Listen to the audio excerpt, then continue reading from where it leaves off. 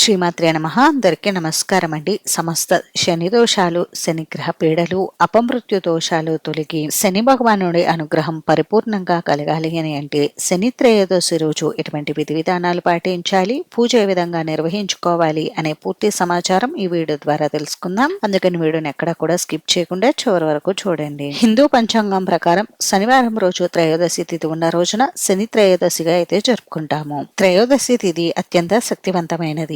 శనివారం శ్రీమన్నారాయణుడికి అత్యంత ప్రీతికరమైన రోజు. ఈ రెండింటి కలయికతో వచ్చేటటువంటి ఈ శని త్రయోదశి రోజున శివకేశవులను పూజిస్తే విశేషమైన ఫలితాలు కలుగుతాయి. శనిదేవుడు జన్మించిన తిథి కూడా త్రయోదశి తిథి కాబట్టి ఈ రోజు శనిదేవుణ్ణి కూడా ఆరాధించాలి. అందుకని శనిదేవునికి ఎంతో ప్రీతికరమైనటువంటి ఈ శని త్రయోదశి రోజున శనిదేవునికి ప్రత్యేకంగా పూజా కార్యక్రమాలు, అభిషేకం లాంటివి నిర్వహించడం వలన శని ప్రీతి కలిగి జాతకంలో ఉన్నటువంటి సమస్త శనిగ్రహ దోషాలు, పీడలు, అపమృత్యు దోషాలు తొలగి శనిదేవుని అనుగ్రహం కలుగుతుంది. శనివారం రోజు లక్ష్మీనారాయణులు అశ్వత్థ వృక్షంపై ఉంటారని, అందుకని ఈ రోజు తప్పకుండా అశ్వత్థ వృక్షం అంటే రావి చెట్టును దర్శించి రావి చెట్టుకి ప్రదక్షిణలు చేయాలని, రావి చెట్టు దగ్గర దీపారాధన చేయాలని అంటారు. ఇలా చేయడం వలన లక్ష్మీనారాయణుల అనుగ్రహం కలుగుతుంది. శనిగ్రహ దోషాలతో బాధపడేవారు అంటే ఏలినాటి శని, అష్టమ శని, అర్ధాష్టమ శని దోషాలతో బాధపడేవారు శని త్రయోదశి రోజున తప్పకుండా శని భగవానుణ్ణి ఆరాధించాలి. శనిగ్రహ ప్రభావం వలన అనారోగ్య సమస్యలు, అప్పుల బాధలు, ఆర్థిక కష్టాలు, కుటుంబ కలహాలు, చికాకుగా ఉండడం, మనశ్శాంతి లేకపోవడం ఇటువంటి సమస్యలు అయితే ఏర్పడతాయి. ఈ సమస్యలతో బాధపడేవారు శని త్రయోదశి రోజున శని భగవానుణ్ణి తప్పక పూజించాలి. ఈ రోజు ఉపవాసం ఉండి శనిదేవునికి నువ్వుల నూనెతో అభిషేకం చేసి పూజా కార్యక్రమాలు, దానాలు నిర్వహించడం వలన శని ప్రీతి కలిగి ఈ సమస్యల నుండి తొందరగా బయటపడవచ్చు. శనీశ్వరుని అనుగ్రహం ఉంటే కీర్తి, ఐశ్వర్యం, ఆరోగ్యం, ఆయుష్ పెరుగుతాయి. మనం కోరుకున్నటువంటి ధర్మబద్ధమైనటువంటి అన్ని కోరికలు నెరవేరుతాయి. ఇన్ని విశేషాలతో కూడుకున్నటువంటి ఈ శని త్రయోదశి 2026 సంవత్సరంలో ఎప్పుడు వచ్చింది అని అంటే 2026 జనవరి 31వ తేదీ శనివారం రోజు వచ్చింది. త్రయోదశి తిథి వివరాలు చూస్తే 2026 జనవరి 30 శుక్రవారం ఉదయం 9:57 ప్రారంభమయ్యి జనవరి 31 శనివారం ఉదయం 7:38 వరకు త్రయోదశి తిథి ఉంటుంది. అందువలన 2026 జనవరి 31 శనివారం రోజు శని త్రయోదశి అయితే జరుపుకోవాలి. ఈ సంవత్సరం ఇదే మొట్టమొదటి శని త్రయోదశి. ప్రతి సంవత్సరం శని త్రయోదశి అనేది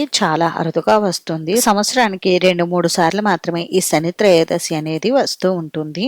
ఈ 2026 సంవత్సరంలో శని త్రయోదశులు ఎప్పుడెప్పుడు వచ్చాయనేది నేను ఒక వీడియో అయితే చేసి ఛానల్లో పోస్ట్ చేశానండి. ఎవరికైనా ఇంట్రెస్ట్ ఉంటే ఆ వీడియో చూడండి. ఇంకా శనిగ్రహ దోషాలతో బాధపడేవారు శని త్రయోదశి రోజు పూజ ఏ విధంగా నిర్వహించుకోవాలనేది ఇప్పుడు తెలుసుకుందాం. ఈ రోజు సూర్యోదయానికంటే పూర్వమే నిద్రలేచి తలస్నానం ఆచరించి గుడికి వెళ్లి నవగ్రహాల దగ్గర ముందుగా నవగ్రహాలకు పసుపు, కుంకుమ, గంధం, అక్షంతులు, పుష్పాలు సమర్పించి నమస్కారం చేసుకోవాలి. ఆ తర్వాత శని భగవానుడికి ఎదురుగా నువ్వుల నూనెతో దీపారాధన చేసి దీపానికి నమస్కారం చేసుకుని గణపతిని మనసులో ధ్యానించుకుని ముందుగా శని భగవానుడికి నువ్వుల నూనెతో అభిషేకం చెయ్యాలి. ముందుగా శని భగవానుడి పాదాలకు నువ్వుల నూనెతో అభిషేకం చేసి ఆ తర్వాత శని భగవానుడి పై నుండి అభిషేకం చెయ్యాలి. దీపారాధన కోసం నువ్వుల నూనె అలాగే నలుపు రంగు ఒత్తిని ఉపయోగించాలి. అభిషేకం పూర్తయిన తర్వాత శని భగవానుడికి నల్లని వస్త్రాన్ని సమర్పించి నైవేద్యంగా తమలపాకులో బెల్లాన్ని పెట్టి స్వామివారికి నివేదించాలి. తర్వాత మీ శక్తి కొలిది 108, 27 ప్రదక్షిణలు చేసి నమస్కారం చేసుకోవాలి. ప్రదక్షిణలు చేసేటప్పుడు నమఃశివాయ అనుకు ప్రదక్షిణ చేయాలి. లేదు అంటే శని భగవానుడికి సంబంధించినటువంటి స్తోత్రాలు చదువుకుంటూనైనా ప్రదక్షిణ చేయవచ్చు. తర్వాత ఒక పిడికడు రాళ్ల ఉప్పును తీసుకుని శని భగవానుడు వెనుక వైపు ఉంచాలి. ఈ విధంగా చేయడం వలన అపమృత్యు దోషాలు తొలగుతాయి. ఆ తర్వాత పరమేశ్వరుడికి కానీ ఆంజనేయ స్వామి వారికి కానీ 11 ప్రదక్షిణలు చేసి పూజా కార్యక్రమాలు నిర్వహించడం వలన శని భగవానుడి అనుగ్రహం తప్పక లభిస్తుందని ఒక నమ్మకం. ఆంజనేయ స్వామి వారికి సింధూరు పూజ నిర్వహించుకుని తమలపాకుల మాల, వడమాల సమర్పించి స్వామివారికి పూజ చేయించుకోవాలి.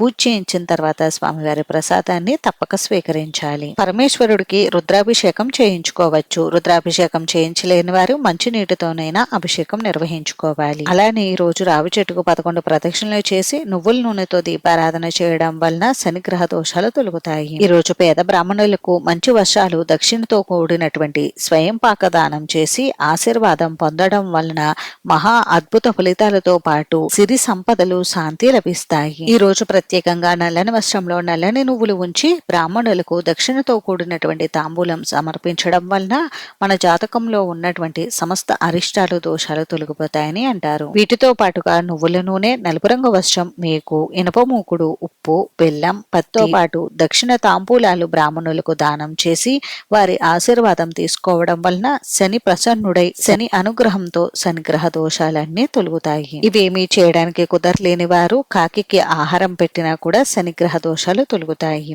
ఈ రోజు అన్నంలో నల్ల నువ్వులు కలిపి కాకికి ఆహారంగా పెట్టడం వలన శని భగవానుడి అనుగ్రహం కలుగుతుంది.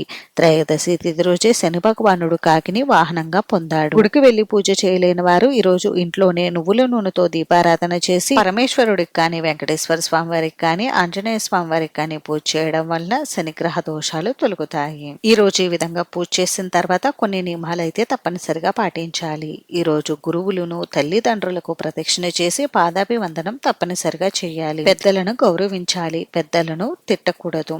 అలానే మద్య మాంసాదులు సేవించరాదు. ఈ రోజు వీలైనంతలో మౌనంగా ఉండి దైవారాధన చేసుకుంటే ఉత్తమం. శని భగవానుడికి సంబంధించిన స్తోత్రాలు 27 సార్లు పఠించడం వలన శని అనుగ్రహం కలుగుతుంది. తినండి, చూసారు కదా. ఈ వీడియో మీకు నచ్చితే ప్లీజ్ లైక్ చేసి, షేర్ చేసి, సబ్స్క్రైబ్ చేసుకోండి.